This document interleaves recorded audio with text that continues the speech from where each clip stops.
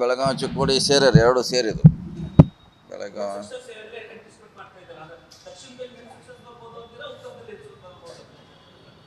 ಹೆಚ್ಚು ಕಮ್ಮಿ ಈಕ್ವಲ್ ಆಗಿ ಬರ್ಬೋದು. ಅಲ್ಲಿ 7-8 ರೇಂಜ್ನಲ್ಲಿ ಬರ್ಬೋದು. ನಮ್ಮ ನಿರೀಕ್ಷೆ ಅಂತೀವ ಅಟ್ಲೀಸ್ಟ್ ಒಂದರ ಹೆಚ್ಚು ಉತ್ತರ ಬಾಂಬೆ, ಹೈದರಾಬಾದ್, ಕರ್ನಾಟಕ ಜಾಸ್ತಿ ಬರ್ಬೋದು ಅಂತ ಅಂದಾಜಿದೆ. ಇಲ್ಲಾಂದ್ರೆ ಈಕ್ವಲ್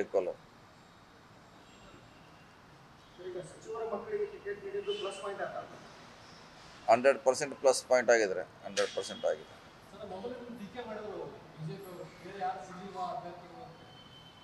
ಟೀಕೆ ಮಾಡ್ಲಿಕ್ಕೆ ಏನು ಅವ್ರಿಗೇನು ಸಂಬಂಧಪಟ್ಟದೇನು? ಅವ್ರಿಗೆ ಸಂಬಂಧಪಟ್ಟ ವಿಷಯ ಅಲ್ಲ. ನಮ್ಮ ಪಾರ್ಟಿ ಯಾರಿಗೆ ಕೊಡ್ತೀವಿ ಬಿಡ್ತೀವಿ ನಮಗೆ ಸಂಬಂಧಪಟ್ಟದಲ್ಲ ಅದು. ನಾವು ಯಾರಿಗೂ ಕೊಡ್ತೀವಿ ಅದು ಅವ್ರಿಗೆ ಟೀಕೆ ಮಾಡುವಂಥ ಪ್ರಶ್ನೆ ಇಲ್ಲ. ಇನ್ನೂ ಅಭ್ಯರ್ಥಿ ವಿರೋಧ ಮಾಡ್ಬೋದು ಹೊರತಾಗಿ ಕ್ಯಾಂಡಿಡೇಟ್ನ ಇವ್ರನ್ನ ಯಾಕೆ ಕೊಟ್ರಿ ಅನ್ನೋದು ಅವ್ರ ಡ್ಯೂಟಿ ಅನ್ನೋ ಅಲ್ಲ, ಅವ್ರಿಗೆ ಸಂಬಂಧಪಟ್ಟ ವಿಷಯ ಅಲ್ಲರ. ಈಗ ಅವರು ಸಿಕ್ಕಾಪಟ್ಟೆ ಮಕ್ಕಳಿಗೆ ಕೊಟ್ಟದ್ದು ಎಷ್ಟು ಅದಾವ್ರೆ? ಅವರು ಕಾಶ್ಮೀರದಿಂದ ಕನ್ಯಾಕುಮಾರಿವರೆಗೆ ಲಿಸ್ಟ್ ತೆಗೆದ್ರೆ ಎಲ್ಲರೂ ಮಕ್ಕಳು ಇದ್ದೇ ಅದಾರ, ಇಲ್ಲ ಅಂತ ಎಲ್ಲಿ ಹೇಳೋಕ್ಕಾಗಲ್ಲ. ಅವ್ರು ನಮ್ದು ಭಾಳ ಹೈಲೈಟ್ ಮಾಡ್ಲಿಕ್ಕೆ ಹೇಳಲಿಕ್ಕೆ ಪ್ರಯತ್ನ ಮಾಡ್ತಾರೆ. ಅವ್ರ ಪಾರ್ಟಿಯಲ್ಲೂ ಇದ್ದಾರೆ ಅವ್ರ ಮಕ್ಕಳು.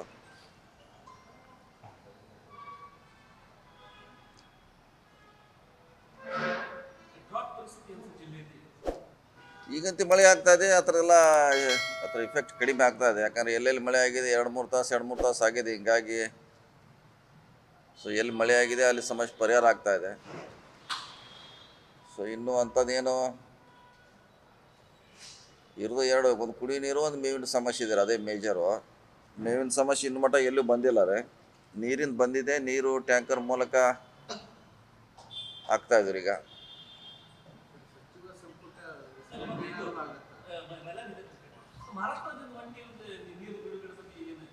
ಬಿಡುಗಡೆ ರಿಕ್ವೆಸ್ಟ್ ಮಾಡಿ ಭಾಳ ಸದ ನಾವು ಮಾರ್ಚ್ನಲ್ಲೇ ಮಾಡಿದ್ದೀವಿ.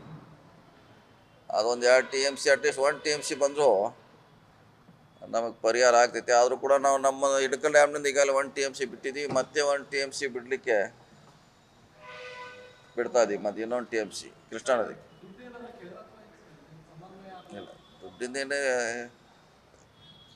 ದುಡ್ಡು ಪ್ರಶ್ನೆ ಬರೋಣ. ಮಾನವೀಯತೆ ದೃಷ್ಟಿಯಿಂದ ಕುಡಿಯೋ ನೀರಿಗೆ ಬಿಡಬೇಕಾದ, ಅದು ಕುಡಿಯೋ ನೀರಿಗೆ ದುಡ್ಡಿನ ಪ್ರಶ್ನೆ ಬರೋಲ್ಲ.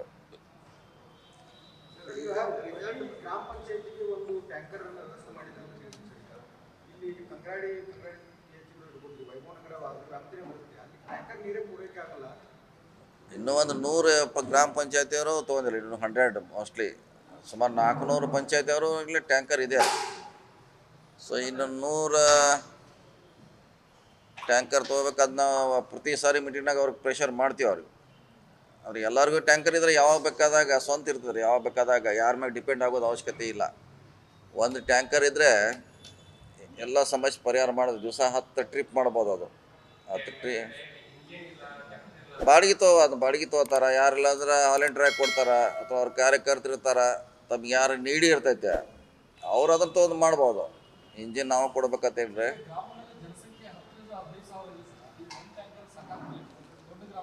ಅಲ್ಲ, ಅಲ್ಲಿಂದ ನಾವು ತಹಶೀಲ್ದಾರ್ ಆಫೀಸಿಂದ ಕೊಡ್ತಾರೆ.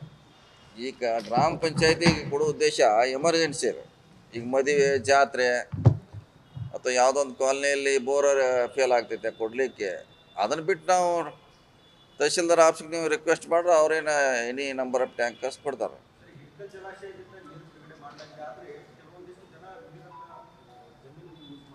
ಏನು ಮಾಡ್ಲಿಕ್ಕಾಗಲ್ಲ, ಅದು ಸಿಸ್ಟಮ್ ಹಂಗೆ ಇದೆ ರೀ. ಏನು ನಾವು ಕುಡಿಯೋ ನೀರು ಅಂತ ಬಿಟ್ಟರು ಅದನ್ನು ಅದಕ್ಕೆ ಯೂಸ್ ಮಾಡ್ತಾರೆ. ಆದರೂ ಕೂಡ ಬಾವಿ, ಬೋರು, ಹಳ್ಳದಲ್ಲಿ ನೀರು ಬರೋದ್ರಿಂದ ಅಟ್ಲೀಸ್ಟ್ 1 ತಿಂಗಳಲ್ಲಿ ಆ ಊರಿನ ಸಮಸ್ಯೆ ಪರಿಹಾರ ಆಗ್ತದೆ.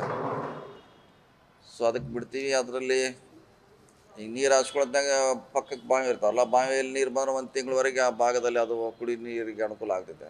ಸೊ ಆ ದೃಷ್ಟಿಯಿಂದ ನಾವು ಬಿಡ್ತಾಯಿದ್ವಿ.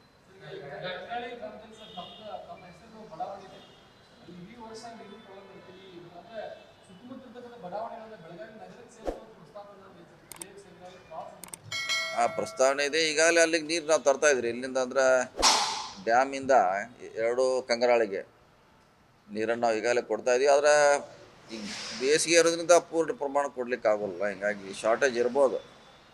ಇದ್ರ ಪರಿಹಾರ ಅಂದರೆ ಟ್ಯಾಂಕರ್ ಮೂಲಕ ಅದಕ್ಕೆ ಚೆಕ್ ಮಾಡಿ ನೋಡ್ತೀವಿ. ಅವಶ್ಯ ಇದ್ರೆ ಟ್ಯಾಂಕರ್ ಕೊಡಿಸ್ತೀವಿ.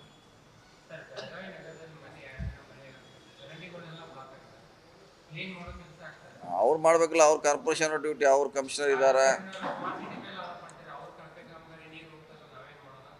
ಅದು ಇದ್ದೇ ಇದೆ, ಆರೋಪ ಮೊದಲಿಂದ ಇದ್ದಾರೆ. ಕಳಪೆ ಕಾಮಗಾರಿ ಆಗಿದೆ ಅಂತ ಮೊದಲಿಂದ ಡೇ ಒನ್ನಿಂದ ಆರೋಪ ಇದ್ದೇ ಇದೆ.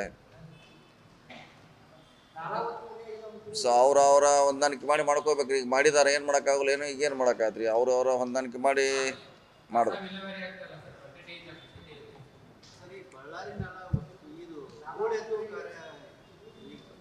ಯಾವುದ್ರೆ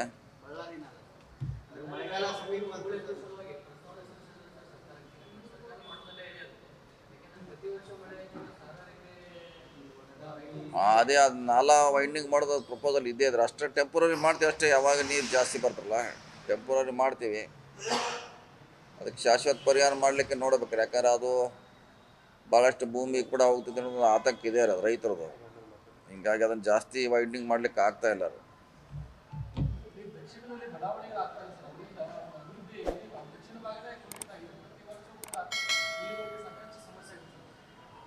ಸಮಸ್ಯೆ ಇದ್ದಾರೆ, ಅದನ್ನು ಅಥಾರಿಟಿ ಅವ್ರು ನೋಡಬೇಕು. ಅವ್ರು ಸರಿಯಾಗಿ ನೋಡೋದಿಲ್ಲ. ಪ್ಲ್ಯಾನಿಂಗ್ ಹೋಗ್ಬೇಕು. ಅವ್ರು ಸ್ಕ್ವಾಡ್ ಮಾಡ್ಬೇಕ್ರಿ. ಸ್ಕ್ವಾಡ್ ಪೊಲೀಸ್ ತೊಗೊಂಡು ಅವ್ರಿಗೆ ಹೋಗಿ ಚೆಕ್ ಮಾಡಬೇಕು. ಅಧಿಕೃತ ಯಾವುದೋ ಅವ್ರಿಗೆ ಅಟ್ಟ ಸಪೋರ್ಟ್ ಮಾಡಬೇಕು. ಇವ್ರು ಮಾಡೋದಿಲ್ಲ. ಹಿಂದೆ ಒಂದು ಸಾರಿ ಅವಾಗ ಕೇಸ್ ಹಾಕ್ಸಿದ್ವಿ ನಾವು. ಒಂದು ಸಾರಿ 13 ಅವ್ರು ಏನು ಹೇಳಿದ್ರೆ ನಮ್ಮ ಕಡೆ ಸ್ಟಾಪ್ ಇಲ್ಲ ಅಂತ ಹೇಳ್ತಾರೆ. ಸೊ ಒಂದು ಸ್ಕ್ವಾಡ್ ಟೀಮ್ ಮಾಡಿದ್ರೆ ಇದು ಕಂಟ್ರೋಲ್ ಮಾಡ್ಲಿಕ್ಕೆ ಆಗುತ್ತೆ. ಸ್ಕ್ವಾಡ್ ಮಾಡ್ಬೇಕ್ರಿ ಅವರು, ಕಾರ್ಪೊರೇಷನ್ ಅವರು ಪ್ಲಸ್ ಬೋಡಾದವರು. ಸೊ ಅವ್ರು ಟೋಟಲಿ ವರ್ಕ್ ಅಂದರೆ ಇದನ್ನೇ ನೋಡ್ಬೇಕ್ರಿ ಅವ್ರು. ಎಲ್ಲಿ ಅನಧಿಕೃತ ಬಡಾವಣೆ ಆಗ್ತಾವ, ಪರ್ಮಿಷನ್ ಇದೆಯಾ. ಸೊ ಅದ್ರ ಮಾತ್ರ ಮಾಡೋಕ್ಕೆ ಸಾಧ್ಯತೆ ರೀ.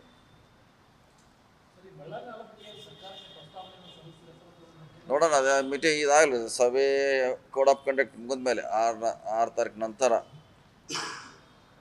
ನೀರಾವರಿ ಇಲಾಖೆಯವ್ರನ್ನ ಒಂದ್ಸಲ ಕರೆಸಿ ಸಭೆ ಮಾಡೋಕೆ MIದವ್ರು ಮಾಡಬೇಕು ಅಥವಾ ಮೇಜರ್ದವ್ರು ಮಾಡಬೇಕು, ಚೆಕ್ ಮಾಡ್ಬೇಕ್ರಿ. ಅದು ಎರಡೂ ಇದೆ ಪ್ರಪೋಸಲ್ ಅದು.